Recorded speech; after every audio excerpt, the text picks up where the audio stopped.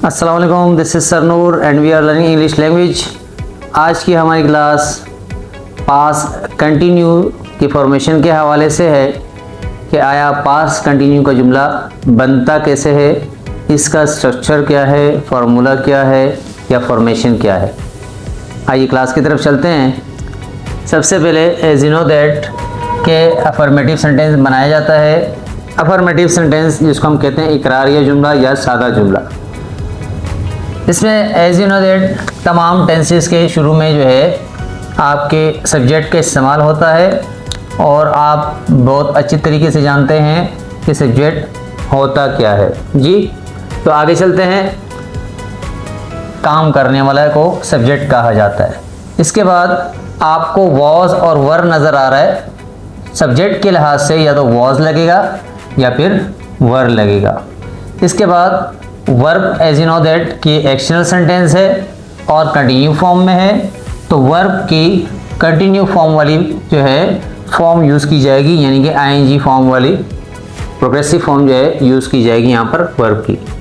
तो वर्ब की चौथी फॉर्म यूज़ की जाएगी, इसको हम फोर्थ फॉर्म कहते हैं। और इसके बाद लास्ट में as you know that object का इस्तेमाल होता है। एग्जाम्पल के ऊपर आते हैं कि आया ये जो हमने स्ट्रक्चर या फार्मूला लिखा है क्या ये सही है भी या नहीं। सब्जेक्ट सबसे पहले आता है, तो यहाँ पर हमारे पास सेंटेंस है जिसमें सब्जेक्ट ही है, यानी कि हम सब्जेक्ट जो है नाउन को भी यूज़ कर सकते हैं या फिर प्रोनाउन को भी यूज़ कर सकते हैं। तो यहाँ ही जो है वो प्रोनाउन है और सब्जेक्ट के तौर पर इस्तेमाल हुआ है, यानी कि काम करने वाला कौन है, ही है, एक लड़का है, सही जी। इसके बाद वॉज और वर के इस्तेमाल का सवाल पैदा होता है कि आया ही के साथ वॉज आएगा या फिर वर आएगा। जितने भी सिंगुलर जो है सब्जेक्ट होंगे उसके साथ वॉज और प्लूरल के साथ वर का इस्तेमाल होगा। यू ऐसा सब्जेक्ट होगा जो चाहे वो सिंगुलर फॉर्म में हो या प्लूरल फॉर्म में हो, दोनों सूरत में वो जो है यू के साथ हम वर लगाएंगे। तो यहाँ पर ही सिंगुलर है तो इसके साथ वॉज का लफ्ज़ इस्तेमाल किया गया है और वर्ब यहाँ यूज़ किया गया है सर्च के साथ आईएनजी की फॉर्म आईएनजी यूज़ किया गया है, जिसको हम आईएनजी फॉर्म कहते हैं। तो वर्ब की फर्स्ट फॉर्म के साथ आईएनजी यूज़ करेंगे तो वर्ब की चौथी फॉर्म बन जाती है। तो यहाँ सर्चिंग जो आपको नज़र आ रहा है ये वर्ब की चौथी फॉर्म है। आ वीडियो, आ आर्टिकल है और वीडियो यहाँ पर ऑब्जेक्ट है एज अ नाउन के तौर पर, सही जी। तो यहाँ he was searching a video, वो एक वीडियो तलाश कर रहा था, सही जी। तो यहाँ पर काम हो रहा है, प्रोग्रेस में है और साथ में फॉर्मूले को भी फॉलो कर रहा है। सब्जेक्ट के तौर पर ही इस्तेमाल किया गया और ऑक्सिलरी वर्ब में से जिसको हम वॉज वर्ब कहते हैं, तो वॉज वर्ब में से जो है वॉज का इस्तेमाल किया गया और वर्ब की चौथी फॉर्म इस्तेमाल की गई, यानी कि आईएनजी फॉर्म इस्तेमाल की गई और साथ में ऑब्जेक्ट का भी इस्तेमाल हुआ जो कि यहाँ पर इस सेंटेंस में वीडियो ऑब्जेक्ट के तौर पर इस्तेमाल किया गया है। एक और सेंटेंस ताकि वर्ब का इस्तेमाल भी समझ में आ सके, यहाँ वॉज का इस्तेमाल हमने सीखा।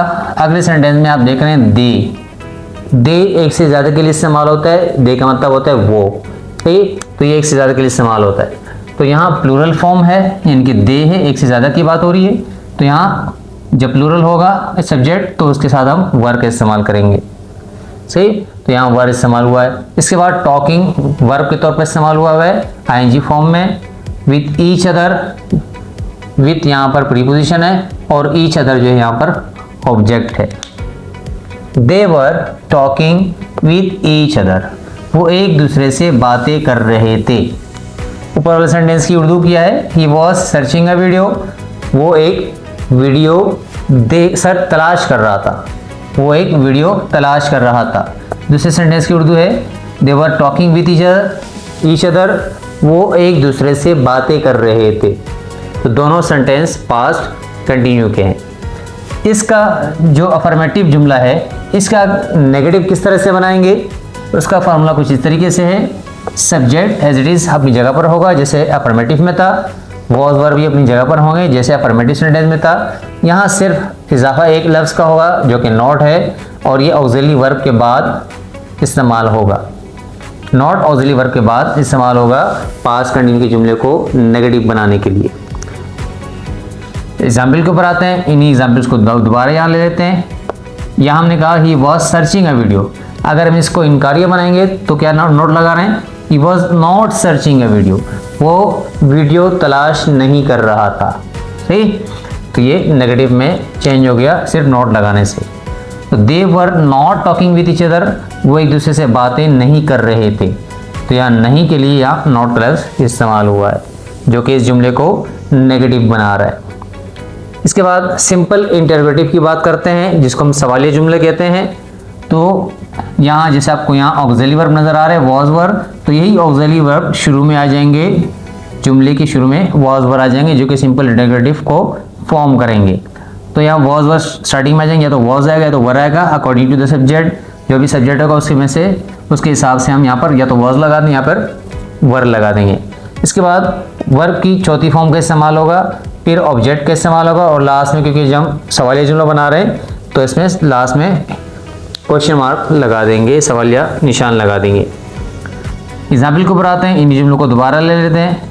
यहाँ लिखा हुआ था he was searching a video, तो यहाँ वॉज हम पहले लेके आ जाएंगे और ही को सब्जेक्ट जो कि है उसको बाद में लेके चले जाएंगे, जैसे कि फॉर्मेशन से आपको फॉर्मूले में भी आपको नज़र आ रहा है वॉज ही, तो वॉज शुरू में आ गया, वॉज का डब्ल्यू कैपिटल बना देंगे, क्योंकि जुमले के शुरू में हम पहला लेटर जो है कैपिटल लिखते हैं। तो वॉज ही, यहाँ पर ही एच कैपिटल था, क्योंकि जुमले फर्स्ट लेटर अब वर्ड नहीं रहा ही, अब जो है सेकंड पे चला गया है, तो यहाँ एच जो है स्मॉल हो जाएगा इसका। Was he searching a video, last में क्वेश्चन मार्क नज़र आ रहा है आपको, क्या वो वीडियो तलाश कर रहा था, तो ये एक सवाल के तौर पर हमने इसको बनाया। अगला है they were they talking with each other, क्या वो एक दूसरे से बातें कर रहे थे, तो यहाँ ऑक्सिलरी वर्ब को हमने स्टार्टिंग में कर दिया वर्ब को, और सब्जेक्ट को बाद में लगा दिया, और फिर वर्ब की चौथी फॉर्म आ गई आपके पास, और साथ में आपने ऑब्जेक्ट का इस्तेमाल किया लास्ट में, क्योंकि सवाली जुमला था आपने सवालिया निशान लगा दिया। तो ये सिंपल इंटरोगेटिव है। अब एक कहलाता है रियल इंटरोगेटिव। रियल इंटरोगेटिव क्या है?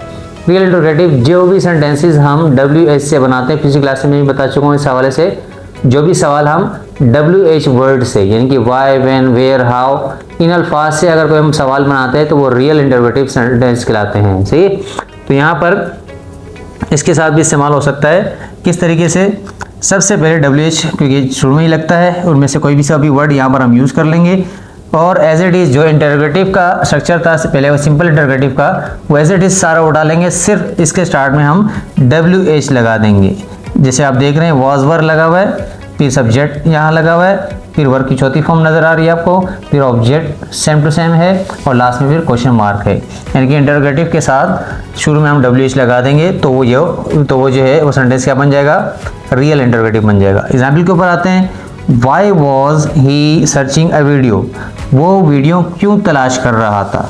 तो यहाँ वाई जो लफ्ज़ आपको नज़र आ रहा है WH का, तो ये रियल इंटरोगेटिव सेंटेंस इस सेंटेंस को बना रहा है। सही। अगला है why were they talking with each other, वो एक दूसरे से क्यों बातें कर रहे थे? तो ये रियल इंटरोगेटिव बना रहे हैं हम इसको। इसके बाद इंटीरियर नेगेटिव सेंटेंस जो कि स्ट्रक्चर है इसका, इंटीरियर नेगेटिव में क्या होगा?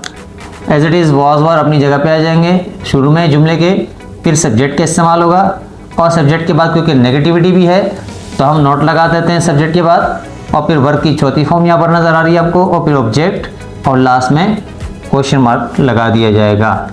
तो आया यहाँ पर इंटरोगेटिव जो पूरा स्ट्रक्चर होता है इंटरोगेटिव का, वो एज इट इज़ उतार दिया जाएगा, लेकिन सिर्फ सब्जेक्ट के बाद नोट का लफ्ज़ का इजाफा किया जाएगा ताकि इसको नेगेटिव भी बनाए, जैसे कि इंटर तो है नेगेटिव भी बन जाए।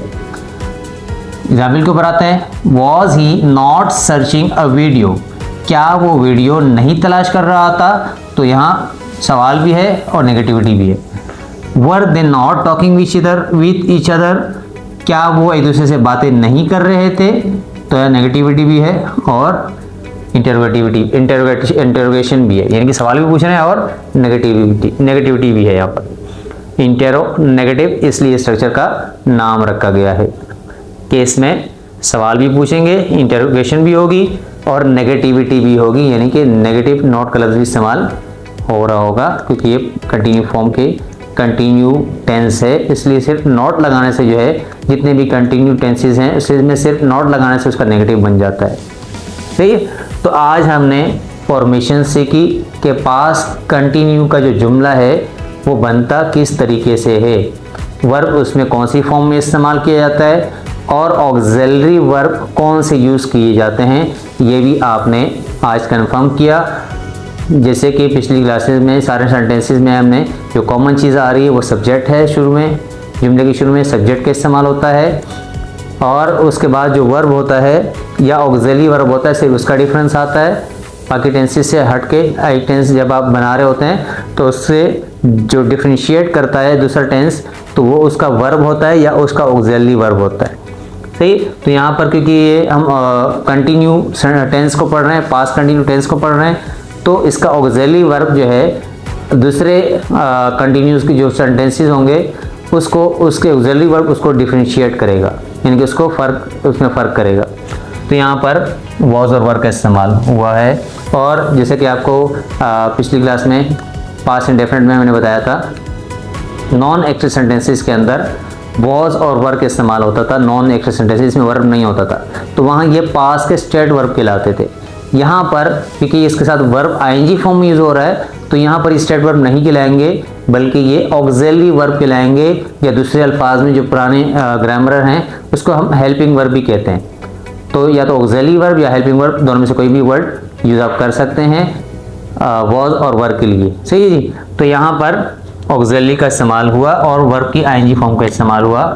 आपने तमाम सेंटेंसेस में जज किया, आपने देखा कि इसमें जो है वर्ब आईएनजी फॉर्म के अंदर मौजूद है। आज की क्लास यहीं तक रखते हैं। सरनूर को इजाज़त दीजिए। शाद रहें, आबाद रहें। अल्लाह हाफिज़।